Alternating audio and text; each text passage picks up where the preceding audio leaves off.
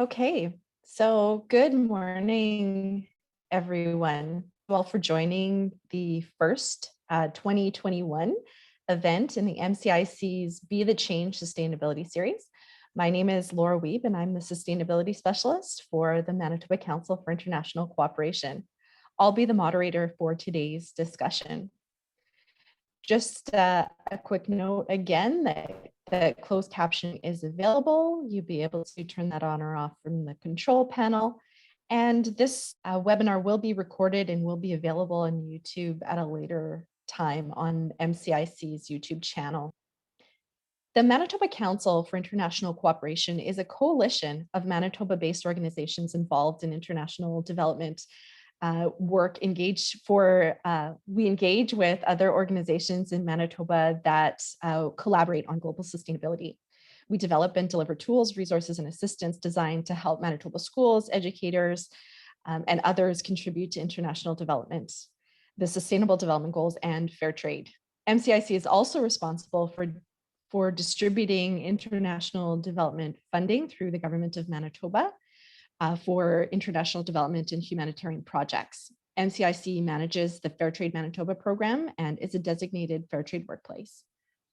MCIC's Be the Change Sustainability Event Series encourages Manitobans to participate in activities that encourage awareness and actions that support progress on the Sustainable Development Goals.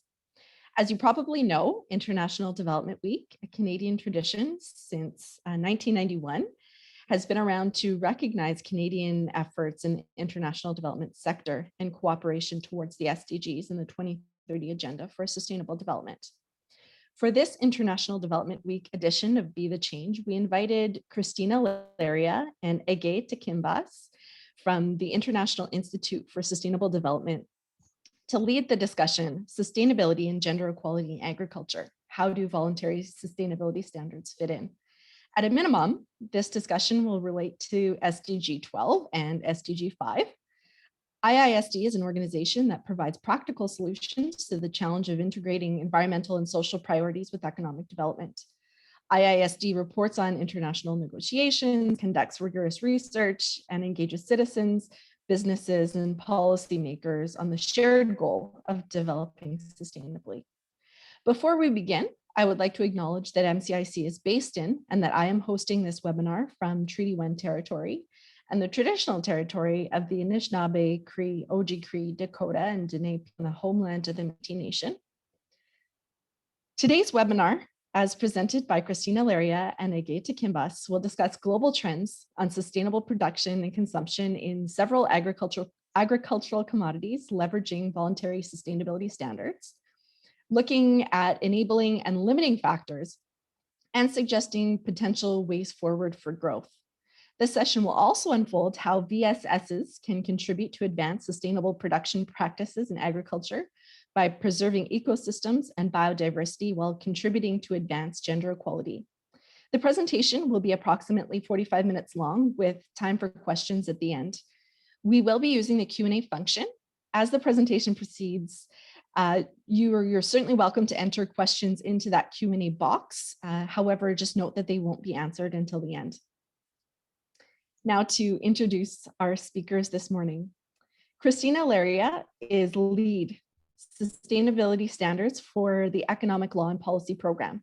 She has 15 years of experience working in the fields of economic inclusion and sustainability with vulnerable populations in developing countries, including women, Indigenous people, and agricultural small and medium-sized enterprises. Her career path includes 7 years of field work with rainforest community-based organizations in Chiapas, Mexico, leading initiatives for sustainable natural resources management in agroforestry systems, coffee, timber, corn, and livestock, while supporting agribusiness development and market access of local enterprises.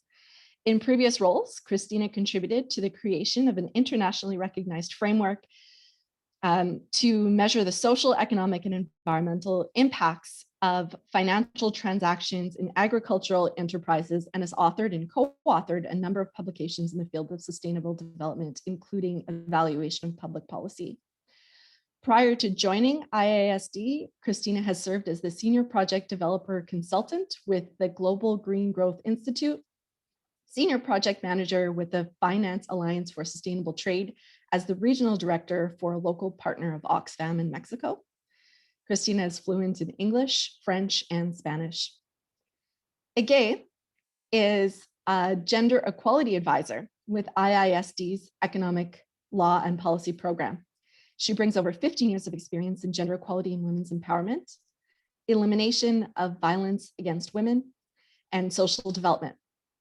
Throughout her lengthy career with international organizations, including UN Women, United Nations Population Fund, World Bank, European Union, the Council of Europe, and Fundación Internacional y para Iberoamérica de Administración y Políticas Públicas, Ege has engaged in program project design in areas such as gender analysis, gender responsive programming, and monitoring of gender responsive service delivery. Among previous professional roles, Ege has acted as a senior gender consultant at the World Bank, where she was involved with assessing gender-based violence-related risks of major civil works and infrastructure projects, and senior gender consultant at UN Women. In the latter position, she developed a program targeting refugee women and girls, supported the development of strategic plans, and researched the capacity building needs of women's organizations and community service organizations working with women refugees, along with social entrepreneurship modalities available for refugee women. Without further delay, I'm going to turn this over to Cristina.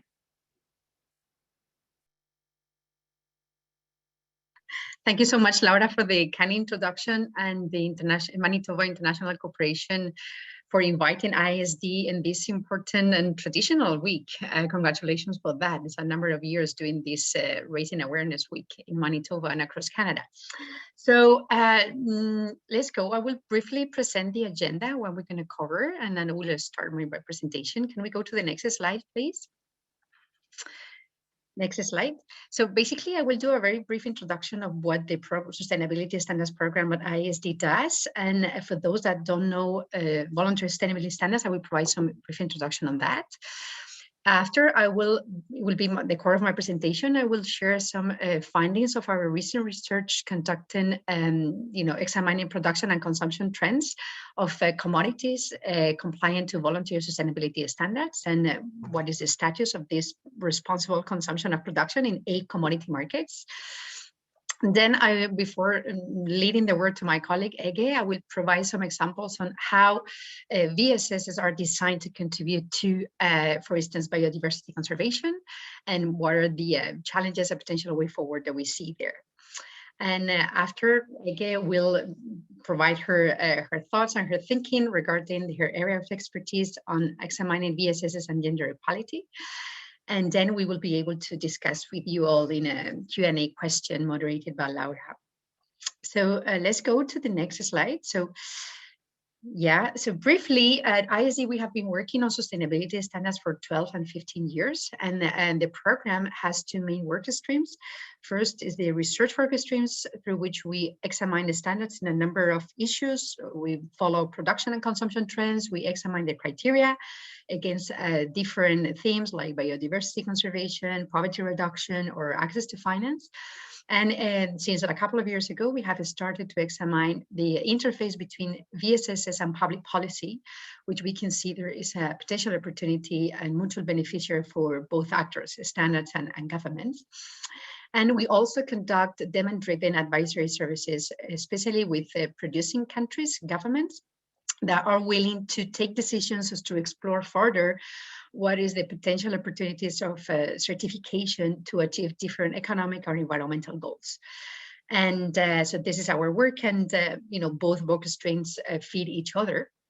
So during the last year, 2020, and also in 2019, we launched a series of 8 short reports on 8 commodity markets, including coffee, cocoa, palm oil, tea, sugar, soybean, and banana, that provides an overview of consumption and production trends of commodities compliant to voluntary sustainability standards, and while also highlighting some of the sustainability concerns associated in each commodity and how standards contribute to that. We did that because in an effort to match this gap between production and consumption. I mean, production information of standards is largely available, is less available consumption trends in both developing countries and traditional markets. So we wanted to meet that gap between production, supply and demand, to be able to provide some economic information and tools for producers, governments, and businesses that want to leverage the standards for their different goals. Next slide, please. So just before we jump into the main trends in production and consumption, I would like to briefly introduce what VSSs are for those that are less familiar with it. So as you might know, VSSs are tools that have been largely defined by non-state actors, but public actors have also defined some VSSs to advance good social, environmental, and practices, trade relationships, and consumption choices. They are voluntary as opposed to mandatory, since the compliance are not legally requested, but they can become a de facto element when consumers in certain markets require these schemes to be present in the products. So VSSs have three main components. That are linked to the interventions. First of all is the criteria they require producers to comply with. Secondly, which could be economic, social, and environmental. Secondly is the activities they conduct to monitor compliance with these criteria, which are monitoring and evaluation, and which are verification of practices, certification of practices. Those are called the assurance systems. And then a third main element is the capacity building activities or support that they provide to farmers, either through input, through technical assistance, through access to markets, through linkage with financial service providers. Those are the three main elements. At IISD in our program, we tend to see VSSs as part of an ecosystem. It's a tool, part of an ecosystem at the meso level. They have direct influence, and they can have direct influence with the micro level, where the farmers, small and medium-sized enterprises, communities operate, and the ecosystems. But also they are connected and they can influence at the macro level, with clear linkages with governments and public policy. They have a number of examples, whether it's that linkages or where standards have influence at that level, as well as the buyers and manufacturers that tend to use VSSs in their sustainable social programs. So VSSs are really at the meso level, connecting at the micro and macro. And they are also influenced by factors in these two levels. So these three elements are aimed to deliver positive economic, social, and environmental outcomes, such as biodiversity conservation or increased farmer prices and so forth. But the connections with the other actors in the ecosystem influence also the potential effectiveness. So that's something that we can come back later on. Next slide, please. As you will see in these two graphs, in the left graph, we see that the Rio 1992 conference marks the growth of a number of VSSs operating in the world in a number of sectors. And in the graph to the right, we see that the agriculture sector hosts the large number of VSSs, both operating in developing countries or developed countries. At the moment, we might have around 470 VSSs in total operating in the world. Next slide. So next slide, please. So to go to the theme of my presentation, just highlighting findings of our latest research, mapping out sustainable consumption trends and production trends for the 8 commodity markets, I would like to play a video that we have. It's not very long. It's about 1 minute, over 1 minute, that I will later unfold in my presentation because it highlights the main findings of our research. Laura, can you please? Yes, I will just get this queued up for us.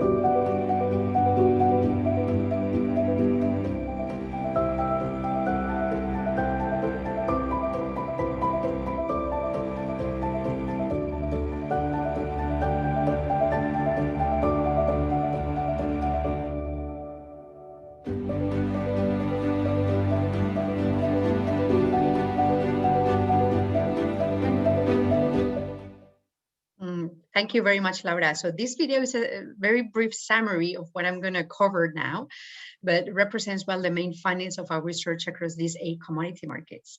So connections with partners and members, can we go to the next slide? Prior to the anticipated climate impact. Delivering information. I think you can turn off that video. Yes. Sorry, just give me one moment. Yeah. Here. Thank you, Laura. No problem. Just closing that out. I'll get back here.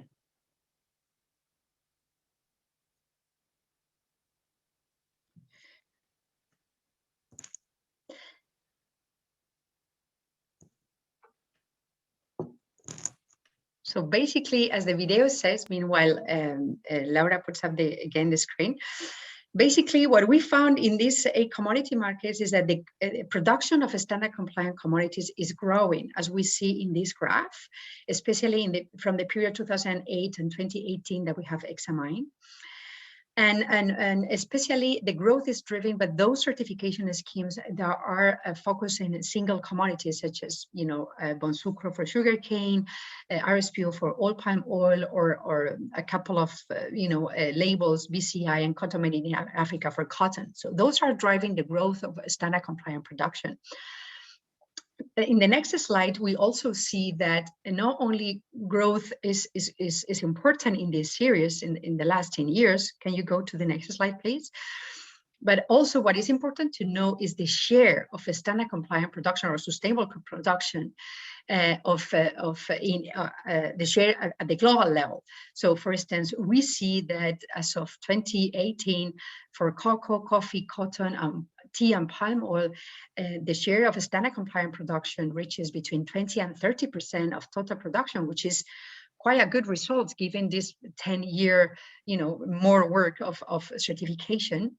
But also we see that for other commodities, for instance, such as soybeans or sugarcane, that share is limited, and the growth is slow.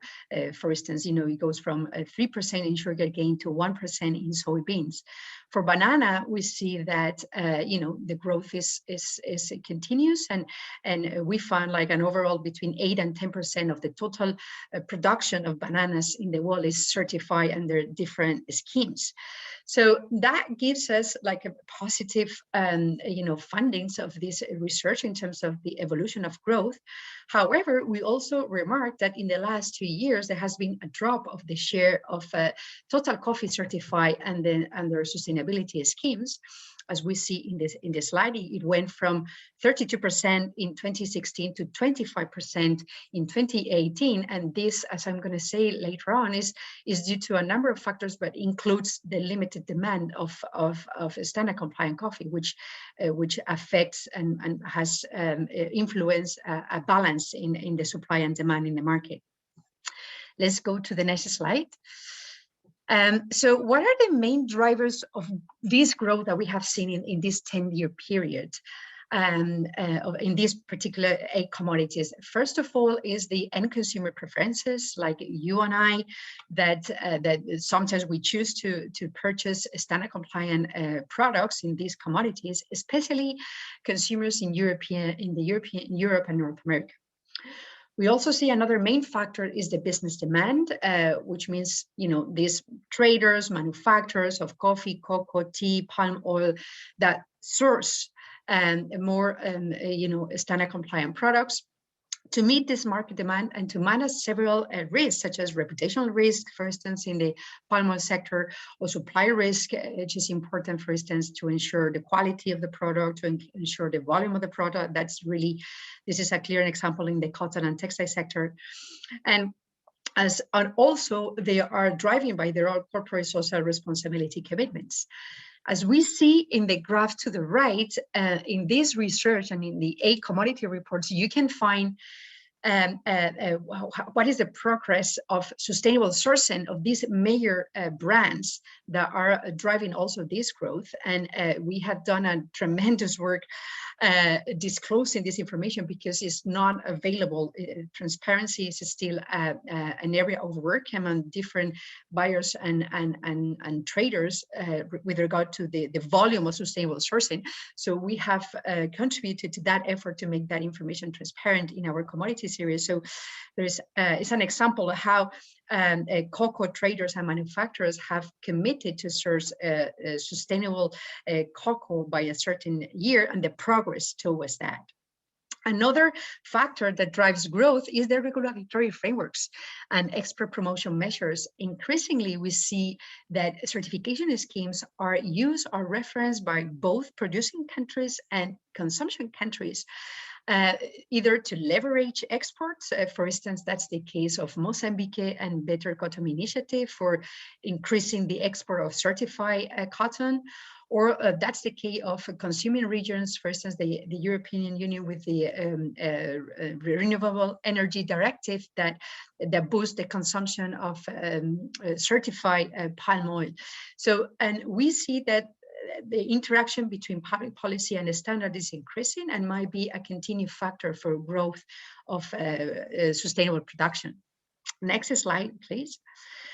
However, we, as I mentioned at the beginning, not all, this is really a commodity analysis. Not only commodities perform in the same way. As we have seen, you know, there is some commodities that grow larger and have a larger share in total production. There is also factors limiting the growth of production of standard compliant commodities. And some of these are limited consumer demand in some commodities, as I'm going to go deeper later on.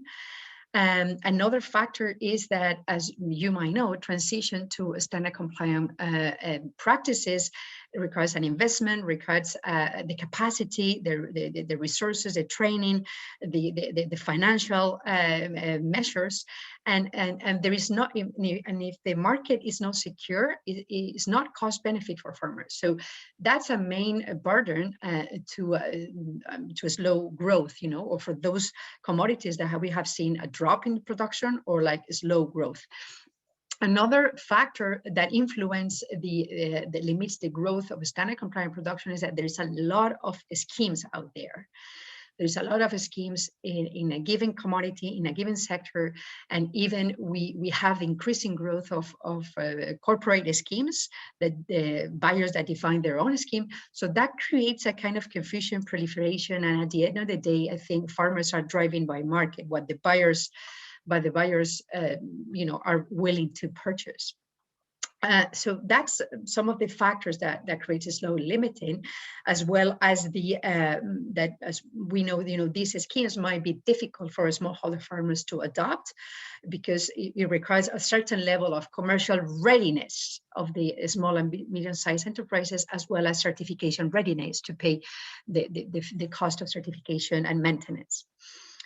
Next slide, please. If we look at a bit more, because since the standards and standard compliant production is largely a market-driven factor, even though we have seen that governments are also influencing. In this research, we have found out that the consumption trends play an important role. As I said earlier, in traditional markets such as Europe and North America, we see an increased growth in consumption, especially in certain commodities like cotton, tea, banana, cocoa. That, for instance, there is some studies that report like, you know, like the banana has 15%, certified banana has 15% of the sales in some retail sales in some markets in England and United States. Or cocoa, for instance, that retail sales of certified commodities also are increasing, and for organic cotton, sales have increased in the last 10 years, I think, by 70%. So we see signals that in these markets, you know, consumers and buyers are increasingly purchasing. However, these markets are not the leading consumers of some of these commodities. You know, that was one important finding of our research. Like banana is largely consumed in India, in East Africa, and in developing countries. Palm oil, the same. Sugarcane and tea. Those are commodities, and soybeans, which is largely consumed in Asia. those are commodities whose largest consumers are not traditional markets. And even though we see initial emerging consumption trends of the middle income class, which has more purchase power to purchase certified commodities, the tendency is that still consumption remains low, which creates a market imbalance, as I'm going to say later on. And the two main factors that concern, in these markets, in emerging and developing countries, that limit consumption is the price sensitivity. Because I mean, price is a main factor in all the markets to make a decision whether to purchase sustainable goods or not.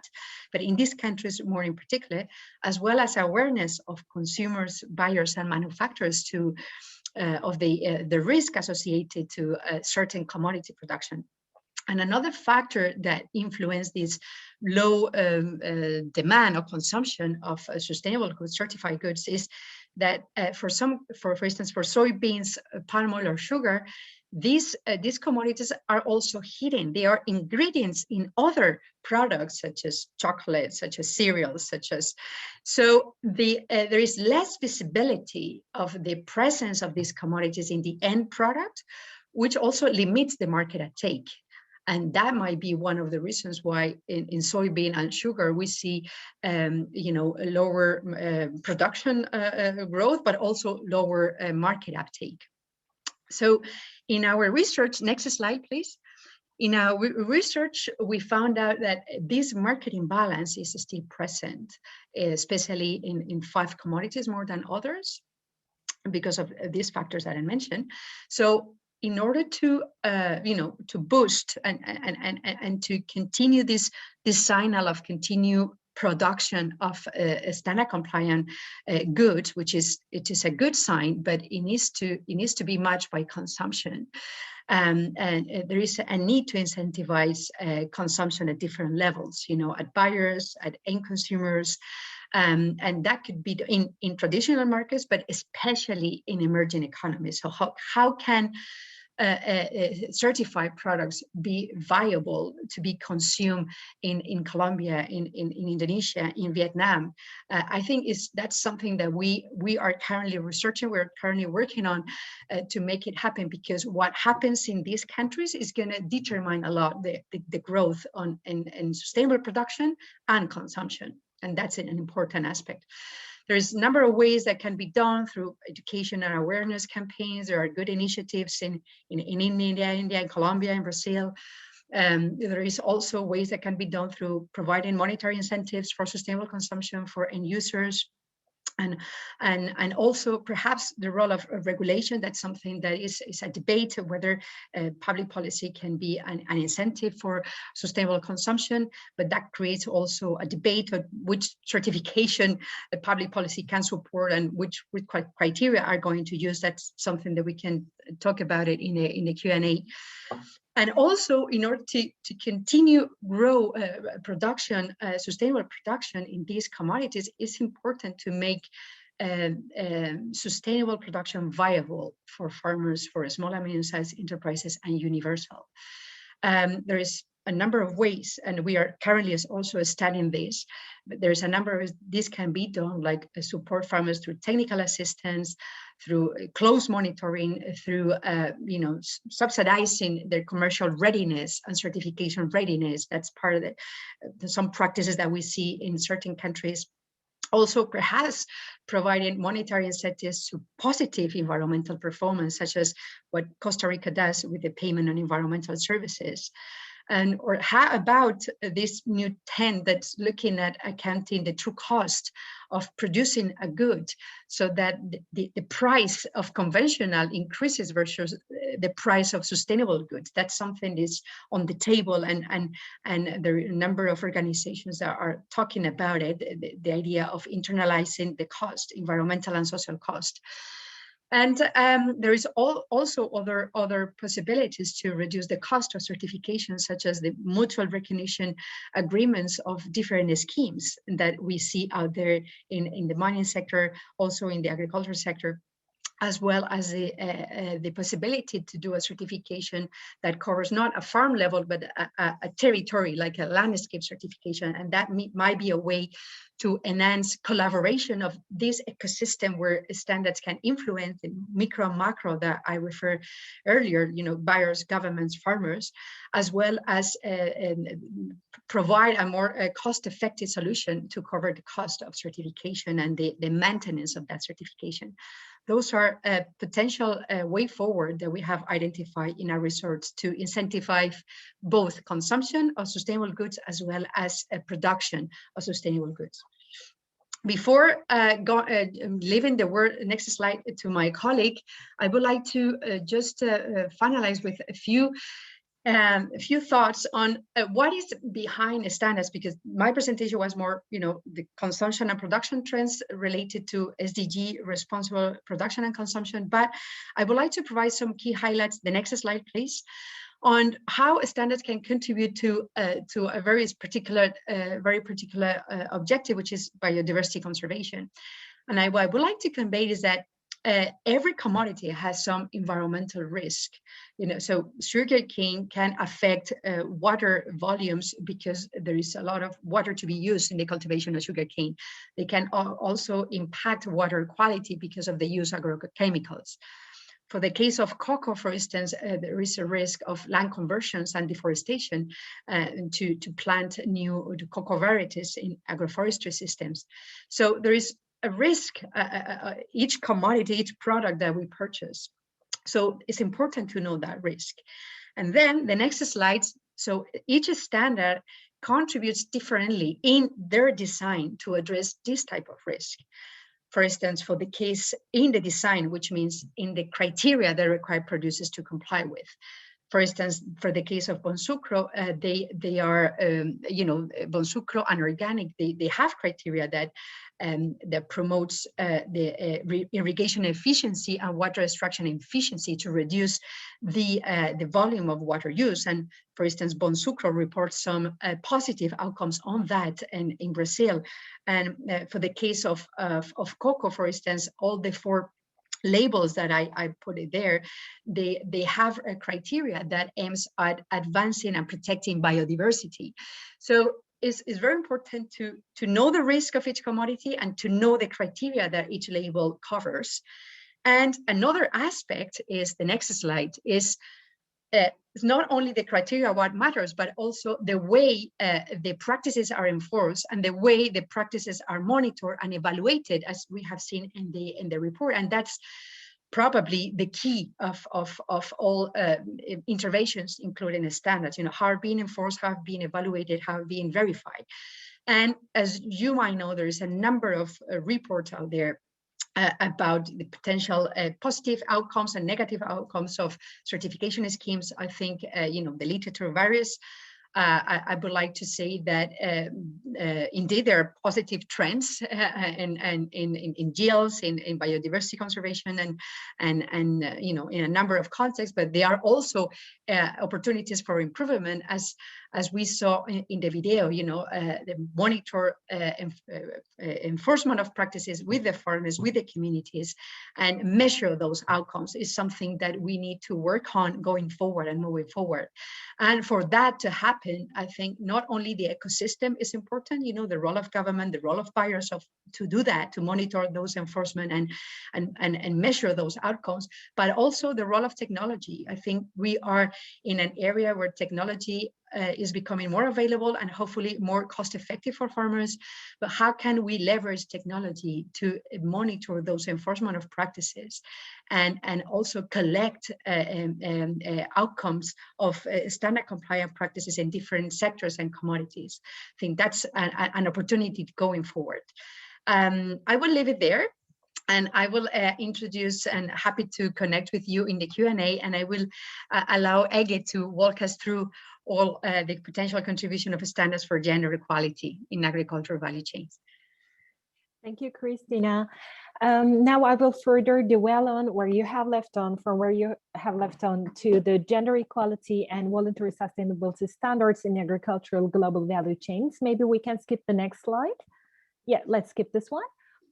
Okay, for being able to understand how VSSs can contribute in gender equality in agriculture, first we have to talk about the main causes, the root causes of gender inequality in the agricultural sector and in rural communities. The first and foremost cause, the root cause of unequal access, inequality should be unequal access to land and land rights. What we know, and I will be showing you some statistics about this in a minute, is that women do not hold land tenure. And this basic inequality affects all other inequalities that I will be speaking about shortly. For example, women do also have unequal access to productive resources, which we can group under finances, which is ability to finance their production. Production inputs, which are machinery, labor, fertilizers, seeds, and other sorts of inputs that they need for production, and extension services, which are basically the technical assistance services provided to farmers. In a case where women do not hold land tenure, they cannot have collateral to get access to finances. And without finances, they cannot have production inputs, and without having a land tenure, they usually cannot be qualified for extension services and training. So it becomes a vicious cycle that is affecting women's inequality in rural communities. Some important elements are education, unequal access to education and skills, indecent working conditions. As we all know, women constitute more percentage of informal and family labor workforce in the agricultural sector. Women have less access to health and other social services, including sexual and reproductive health services. Women have unequal access to information networks and decision-making mechanisms, including the producers' organizations. As in all other communities and all other sectors, women do undertake most of the domestic work, unpaid work, and gender pay gap is persistent in the agricultural sector. And we also see sexual and gender-based violence in rural communities and the agricultural sector. Next slide, please. We can try to concretize these issues with some figures and facts. First of all, globally, women own an estimated 12.8% of agricultural land, according to UN Women's Statistics. And a recent report by FAO also confirms this data. Globally, fewer than 15% of all landholders are women, and women constitute even smaller share of landowners. So even if women have access to lands to use it, they do not have the ownership of the land.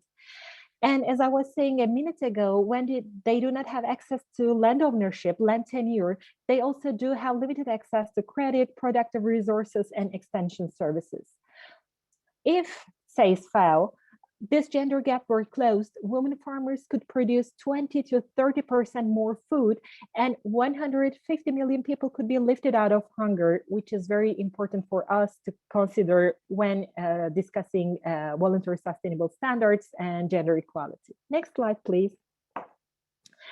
Despite all these inequalities, we see that women still constitute a very large share of the workforce in global value chains.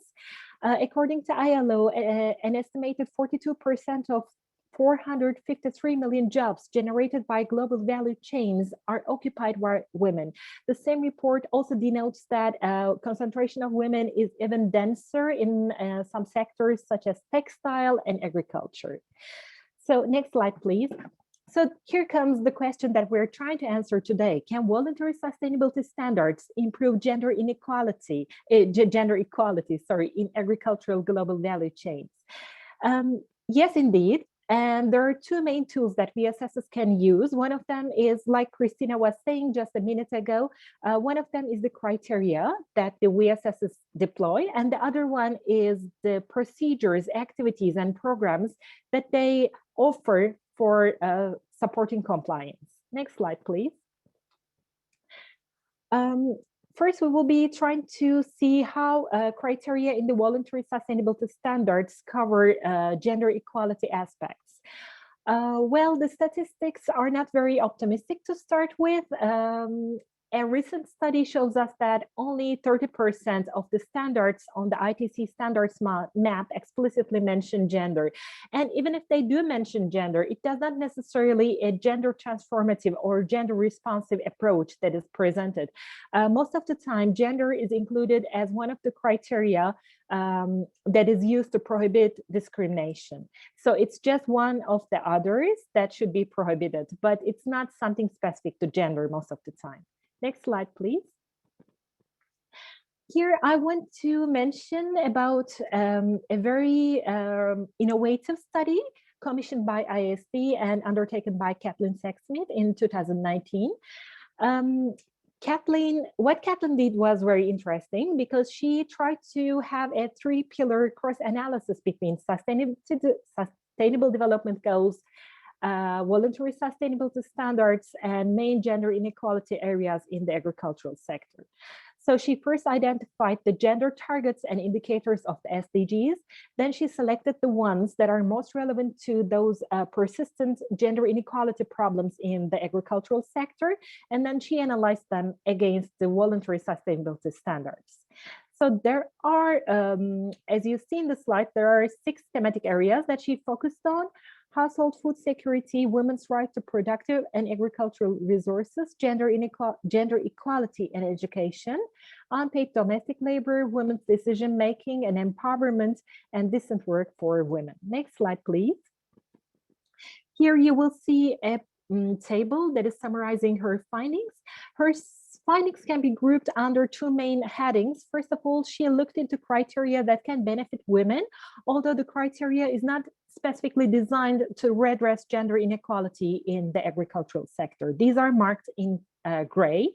For example, right to a living wage is included in all 7 standards included in this research. However, as you see, this is not a gender-specific standard criteria. This is for everyone, but also can benefit women farmers or women living in rural communities. However, there are some gender-specific criteria, and she marked them in this research in green. For example, here you can see no gender discrimination in agricultural trainings. This is an important gender-specific criteria, but included only in 2 standard schemes. We also see that there is equal opportunities for women, which is included in 3 standard bodies.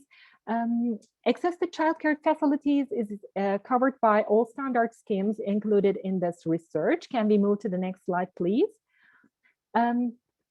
Another very good criteria is gender non-discrimination policy. All 7 standards included in the research had provisions about this. When we come to the decent work for women heading, we see less coverage of gender equality issues. While sexual harassment is covered by 6 out of 7 included in this research, some other areas such as maternity leave, nursing facilities, or sex-segregated sanitation facilities, these kind of criteria is not common in all standards. So these are still, these kind of specific standards are still slowly getting into the picture. So can we get to the next slide, please? Overall, when we look into Kathleen's research, we see that indeed there is an improvement in terms of including gender-specific criteria in standard bodies. However, we also see that VSS still fail to address structural issues such as land rights or women's representation in workplaces, women's representation in producers' organizations, and household decision-making mechanisms. On the other hand, this should not be a surprise. We're talking about a mechanism that cannot deal with everything by itself. So voluntary sustainability standards is only a part of solution. So in a country where the legislative framework, for example, does not allow women to hold land tenure, it's questionable how much impact VSSs can bring into the picture in terms of land rights. So some of the structural issues are beyond the realm of VSSs, but some of them are still areas for improvement through criteria and also through support programs. Next slide, please. Here is actually, I will be repeating what Cristina said in her presentation. It's not only what the criteria says, it's also about how the criteria is being implemented. It's very important to have gender responsive or gender transformative policies, support programs, and monitoring and audit systems to support compliance. Next slide, please. Here, I will be talking about such programs. I will be trying to give you some examples of cases where voluntary sustainability standards have had positive impacts on women's empowerment and gender equality. But on the other hand, I will be telling you about some examples where the effect was unfortunately and inadvertently was negative. So we will try to see how these support programs can be fundamental in terms of tilting the balance in favor of women and gender equality. First of all, we can talk about household food security. We can say that in general, sustainable production practices can contribute to a diverse and nutritional diet. First of all, through introduction of new subsistence and nutrition-dense products such as banana, legumes, soya, etc., but also through increased household income. On the other hand, research shows that, and there is a study undertaken in Ugandan coffee farms, certified coffee farms, that is showing us that certified cash cropping can also undermine women's subsistence agriculture, potentially undermining household food security when the control of income is only in the realm of men in the family. So for being able to have the positive impact, we also have to have some support programs to ensure that household family decision-making is gender inclusive at least. Next slide, please.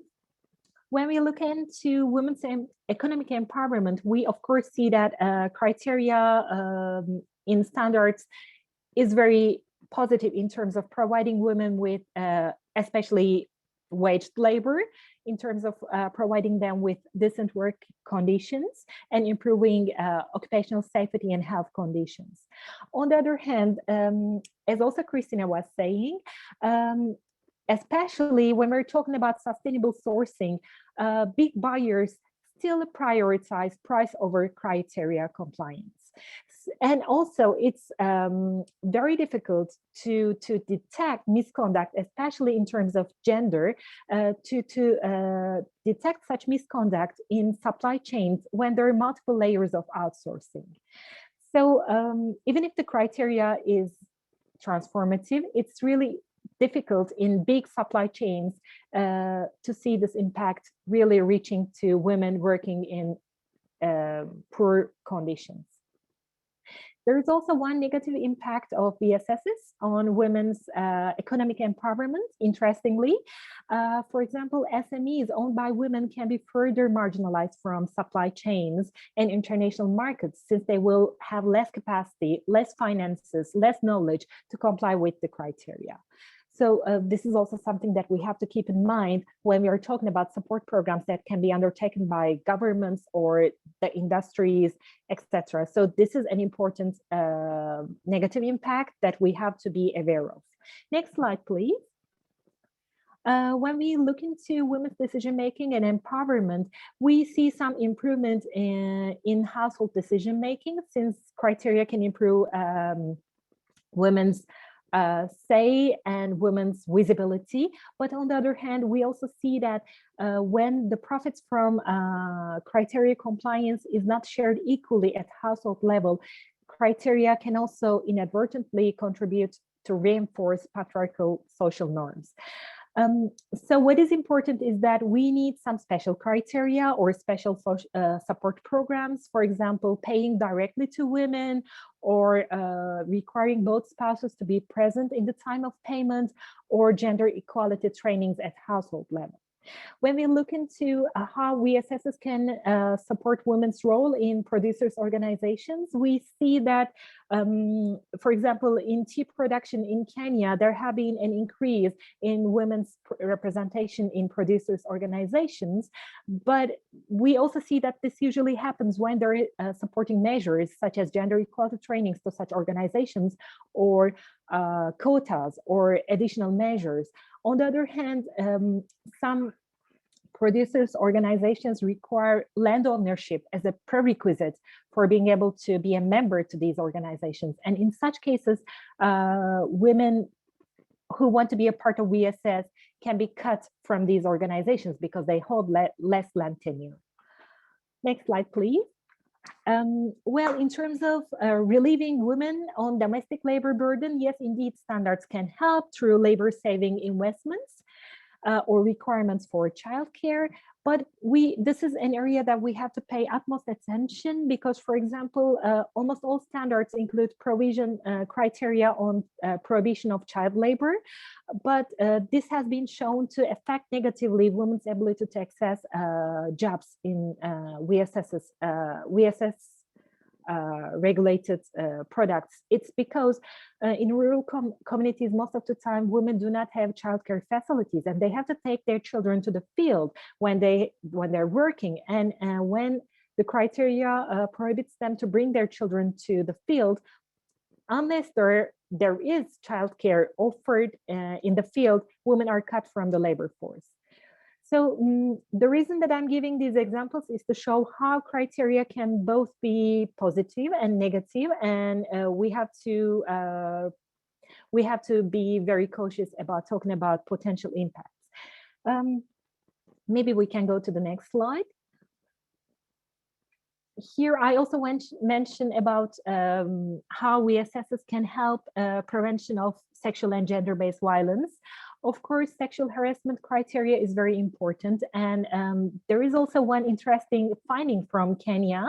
Workers on some Rainforest Alliance certified estates in Kenya have reported reduction in domestic violence because they also applied the VSS standards at household level. Though this cannot be generalized, I think it's a very interesting finding. But on the other hand, there is one important aspect that I want to mention about. It's about the audits. Usually, compliance-based audits fail to detect sexual harassment and sexual exploitation and abuse. This is not a surprise when we consider that less than 40% of the women who experience violence seek help of any sort. This is a global statistic. And what we know is that less than 10% of those seeking help go to formal institutions. So even if they seek for help, they go to their families, friends, etc. So it's very difficult for audit schemes to detect sexual harassment cases. There is lots of room for improvement in that sense. And gender equality in education, it's a win-win situation. We see that standards have improved conditions of girls and boys' education equally. Next slide, please. So if we sum up the limitations of voluntary sustainability standards in achieving gender equality, we see that there has been an improvement so far, but still VSSs often have limited capacity to address structural and entrenched gender inequalities, such as women's unequal access to land, finances, and household decision-making. And when the national legislation is not favorable, then these kind of impacts are even less. Also, we see that compliance-based monitoring falls short to detect some sensitive issues such as gender-based violence. Next slide, please. Well, lastly, I also want to mention of some very good gender-focused approaches that are becoming more and more common these days. There are some VSSs, such as Women's Empowerment Principles by UN Women, EDGE, this is a private business-focused scheme, Economic Dividends for Gender Equality Certification Scheme, or the Gender Equality Seal of UNDP. Also, there is a working group on gender commissioned under ISL, and there are some women's producer-specific certification schemes, and I think they're extremely resourceful since they target the end users. They're usually concentrated in coffee production, like Café Femenino or Con Manas de Mujer from Guatemala. These examples are some good approaches that we can further think of. And there are some benchmarking initiatives that measure and publicly report on corporate performance on gender equality, such as Oxfam's Behind the Bars and Equilib. I would suggest you to Google them. They're very interesting and very fun. You can see how some products that you use in your daily life contribute to gender equality. And lastly, there is United Nations Economic Commission by Europe and their Responsive Standards Initiative, which is also very active in terms of knowledge building. Next slide, please. Lastly, I will be speaking about some recommendations that should be undertaken by a multi-stakeholder group. Actually, as I was saying in this presentation, the problems about gender inequality in rural communities are entrenched and they are structural. So we cannot expect voluntary sustainable standards bodies to be the sole responsible actors to tackle with all these problems. So it requires a multi-stakeholder and multi-dimensional approach. There are some gender transformative and gender responsive support projects and programs that can be undertaken by standard bodies. For example, they can have targeted action to increase women's leadership in producers' organizations. They can offer specific reach out programs to include women farmers and women-owned enterprises. They can offer female extension workers, and they can also try to offer gender equality trainings at household and organization levels. It's very important to have a high level commitment from governments and all VSS partners. We also need some supporting governmental policies and programs. For example, governments can have support programs targeting women producers who want to be a part of VSSs. Also, governments can offer gender equality trainings to producers' organizations, and they can make sure that the legislative framework is enabling for women to equally enjoy VSSs. And also, it's very important to mention of integration of gender equality in the governance and audit of VSSs. We also need to see women and women producers in VSS bodies. And lastly, governments especially can invest, or also businesses can invest in the value proposition that gender equality can offer. Well, when we're talking about end users, I think it's easier to see the value proposition, like the women-produced certifications. The end user can see it and will be willing to pay for this. But when we are talking about sustainable sourcing, it's more difficult to see the added value of gender equality compliance will bring in. So I think there is a role that governments can play through their trade agreements, for example, to make this as a preference, a clause for a criteria for export and import. So I think, yeah, this would sum up what I wanted to say today. I know the time was limited, so if you have any questions, I will be very happy to answer them. Thank you. Thank you so much to you both for that very interesting and insightful presentation. As consumers, we see VSS marks on all types of products, and it's really helpful to have some interpretation about the impact of them and the purpose and importance of those VSSs. We are at the end of the hour, but we do have some questions, and we will be, just for the participants, sticking around for a little while to make sure that those do get answered. We do have some questions in the chat already. If you have questions, you're welcome to post them there, and we'll start now. So the first question that we have here is, really great presentation on VSSs. What do you see as the most value-added role the development sector can play in this broader picture?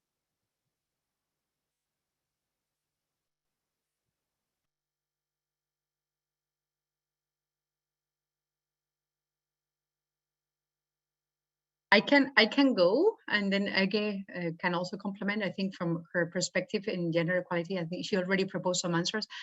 I think is to me, I mean, is the supportive ecosystem. You know, like standards are just there are norms, and they are you know, implemented by organizations that support farmers to comply, that support farmers to monitor.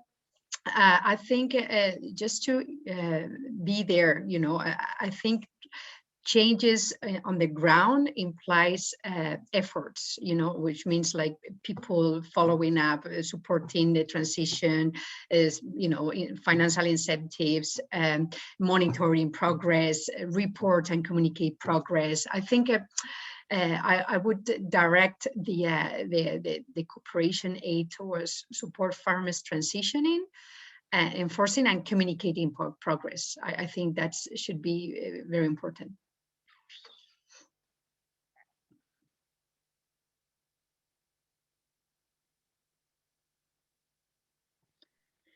Oh, yes. Well, there are also some gender-specific questions that I really want to answer. So I will shortly be going back to my last point. I think what development sector could do is to make sure that we make the added value gender equality can bring into the voluntary sustainability standards visible.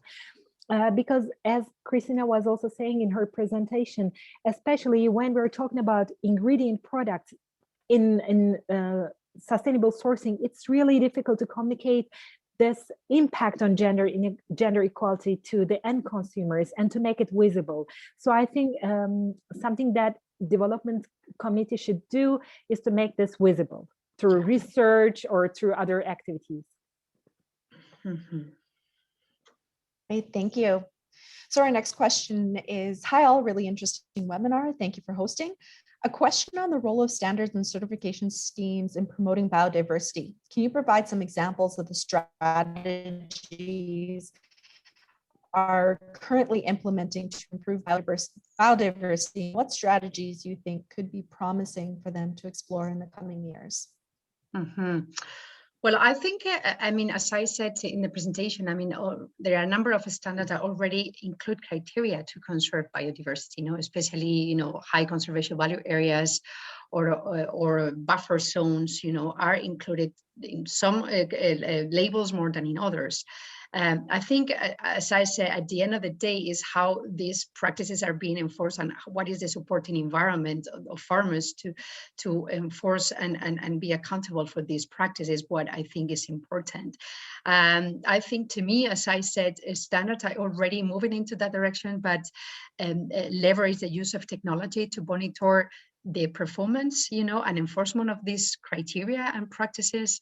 I think that would be key to me, because that's a way to democratize also information as what's happening on the ground and make it visible. And I think Rainforest Alliance is doing that. I think RSPO also are trying to leverage technology to monitor that performance. I think that would be one. I think another way is to, I lived on the ground. I think people on the ground need incentives to also preserve biodiversity. We need incentives. It's not only an issue of awareness, it's an issue of incentives. So, the price, the market sale is an incentive, but how about other incentives that, the governments can offer, buyers can offer, payment of environmental services as Costa Rica does for each tree, Is it something that can also put on the table and support the efforts that stand as that? And perhaps is an issue, a potential advocacy that standards can do with local actors. And C, I would say every commodity has different risks to the diversity, and is really local context. What happening in Brazil is different what happens in Cuba and Costa Rica. So what is the room of potential maneuver of standards to accommodate these local particularities? Is perhaps in the continuous improvement approach, that they can strengthen biodiversity conservation regarding the commodity in the particular sector? I think is something that also could be a potential for discussion. Yeah. Thank you. So our next question, do gender equality standards exist that could be integrated in VSS? Do buyers ask for labels that highlight the role of women in sustainable production? And the note was, thanks for the great webinar. Well, I haven't come across with any research that is trying to assess buyers' preference in terms of gender responsible products, but what I can say is that there should be a demand, unless there wouldn't be some women producer specific standards, certifications. So there should be a demand from the consumer side, but it's also very difficult to make it visible. In terms of gender equality standards, yes, actually, there are many, but some of them, like UN Women endorsed women empowerment principles, are at business level. When we go to the criteria level, we are talking about micro measures, and there can be, of course, some UN or other international organization endorsed standards, but I cannot say that there is anything that can be copied and pasted directly. I think each standard should develop their own criteria depending on their context. Great. So just for context, we have 3 more questions. Maybe we can keep the answers to 1 minute per question. We'll finish up at about 10 minutes after the hour, if that's okay. So our next question, again, here is about gender. Given that women don't often have land tenure, are there any known incentives that educate the male landowners about the benefits of VSSs and how it can positively impact the land that they own? Do you think that it could be a way to involve women in accessing extension services, like if the landowner supports their participation? Thank you for asking this question, because I wanted to mention this during the presentation, but because of the time constraints, I just dropped it. It's very important. Yes, there are some examples of this transfer of land rights, land tenure to women through standards. For example, in some cases, men emigrate to other lands to work, and women become the producer but not the owner of the land. But when standards require that the owner of the land to be present in the time of payment, men transfer the ownership of the land to women, just for being able to get the revenues from the sale of products. So although this is kind of a temporary land ownership, it's still important. The women, at least for a temporary period and maybe for an extended period, can enjoy land ownership because of this criteria. And also women-specific criteria, like the coffee examples that I gave in my presentation, they require women to be the owner of the land. So in such cases, ownership of the land is usually transferred to women who are actually the producers of that good, so that women can be participants to these VSSs. So I think it's really important, and there is room for improvement, but we have seen some progress. Thank you. Our next question, can you say a little bit about the role of emerging technology, particularly blockchain, in enhancing VSS adoption and effectiveness in achieving development goals? Okay, that's a good question. I mean, I haven't worked directly with blockchain. I know it's a technology that is there and allows different actors to share information, right, in real time, which offers very important opportunities to share, like, data concerning production sites and so forth. I think that any kind of technology, and we're working with another initiative, and on this, the most difficult issue is support farmers collect the data and have a verification of that data and the quality of that data. So I think that's an issue. I mean, technology is there and can support, but how to make it happen and that information is readable for the next stage in the value chain and to consumers, that is harmonized, and the quality of information, and support farmers to collect that information, like financially or other measures. I think that's one aspect. And another aspect I would like to say that I think some standards are already using the satellite and satellite technology to monitor, through the outside world, through satellite, the practices and regions. I think that offers also another opportunity to monitor enforcement through satellite technology. Thank you. And so this is our final question. How can VSS owners bring governments to adopt the policies and practices promoted by VSSs? And is there any way to make them mandatory?